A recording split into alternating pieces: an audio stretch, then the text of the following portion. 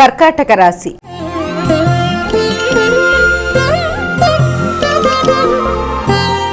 అమ్మ, కర్కాటక రాశి వారికి ఎలా ఉంది రోజు? మానసిక ప్రశాంతతని పెంపొందించుకోవాలి. ఎదురవుతున్న సమస్యల్ని అధిగమించడానికి ప్రయత్నం చేయాలి. అనవసర భయాందోళనని, అనవసరమైన ఇమాజినేషన్స్ లాంటి వాటిని అధిగమించాలి. ప్రశాంతతని పెంపొందించుకోవాలి. ఇబ్బంది పెట్టే వ్యక్తుల్ని అధిగమిస్తూ ముందుకు వెడుతూ ఆధ్యాత్మిక ఆలోచనలతో, ఆధ్యాత్మిక విద్య కొరకు చేసే ప్రయత్నాలతో ఎట్లాంటి సమస్యనైనా ఎదుర్కొనడానికి ప్రయత్నం చేయాలి. అలాగే విదేశాలకు సంబంధించిన వ్యక్తులతో కొంత మీకు మాటమంతి, అలాగే వ్యాపార విస్తరణకు సంబంధించిన విషయాల గురించి కొన్ని కీలక ఆలోచనలు మొదలైన వాటి కొరకు ప్రయత్నం చేస్తారు. అలాగే చేపట్టిన కార్యక్రమాల్లో చిన్నపాటి సమస్యలు లాంటివి, దూర ప్రయాణాలకు అవకాశాలు లాంటివి ఉన్నప్పటికీ ముఖ్యంగా డిప్రెషన్ని అధిగమించే ప్రయత్నం చేయాలి. అనవసరమైన వాటి నుంచి బయటపడి మానసిక ప్రశాంతత విషయంలో తగిన విధంగా మెడిటేషన్ మొదలైనవి చేస్తూ ముందుకు వెళ్ళాలి. చేస్తున్న కార్యక్రమాల్లో ఎదురవుతున్న సమస్యల వల్ల కొంత ఘర్షణాత్మకంగా ఉన్న దాన్ని అధిగమించే ప్రయత్నం చేయాలి. సింహరాశి.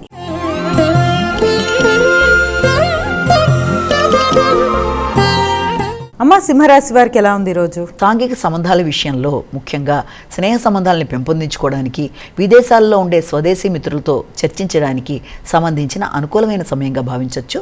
ముఖ్యుల కొరకు ధనాన్ని ఖర్చు పెట్టే అవకాశాలు లాంటివి కూడా ఒకటి కనబడుతున్నాయి.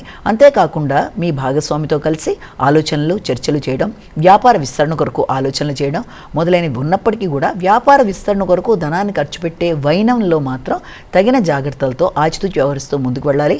కుటుంబ సభ్యులతో ఘర్షణాత్మకమైన వాతావరణాన్ని అధిగమించాలి. ఎవరికన్నా ఏదైనా ప్రామిస్ చేసినట్లయితే, అంటే ఏదైనా వాగ్దానాలు చేసినట్లయితే ఆ వాగ్దానాలు ఆర్థికపరమైన విషయాల్లో మీరు నెరవేర్చుకునే ప్రయత్నంలో చిన్నపాటి సమస్యలు ఎదురయ్యే అవకాశం ఉంది కాబట్టి ఆచితూచి వ్యవహరిస్తూ ముందుకు వెళ్ళాలి. కన్యా రాశి.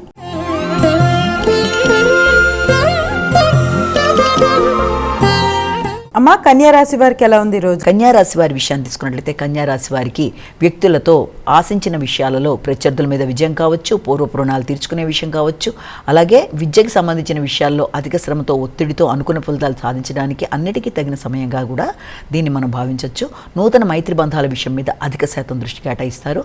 కొత్త స్నేహవర్గంతో కలిపి కొన్ని చర్చలు చేస్తారు. ముఖ్యంగా మీ యొక్క పూర్వపు రుణాలు తీర్చే విషయం, అంటే ఓల్డ్ లోన్స్ కంప్లీట్ చేయడానికి కావచ్చు, శక్తిని పెంపొందించుకోవడానికి, నూతన ప్రదేశాల్లో వృత్తి కొరకు చేసే ప్రయత్నాలు మొదలైన వాటికి సంబంధించిన సమయంగా కూడా దీన్ని మనం భావన చేయొచ్చు. అంతేకాకుండా మీకు భాగస్వామితో అభిప్రాయ భేదాలు రాకుండా తగిన జాగ్రత్తలతో ముందుకు వెళ్ళాలి. అది వ్యాపార భాగస్వామి కావచ్చు, లేకపోతే మీ యొక్క కుటుంబంలో మీ యొక్క భాగస్వామి కావచ్చు, ఎవరితో కూడా మాటల వల్ల కావచ్చు, ఆలోచనల వల్ల కావచ్చు ఘర్షణ రాకుండా తగిన జాగ్రత్తలతో ముందుకు వెళ్ళడానికి కృషి చేయాలి.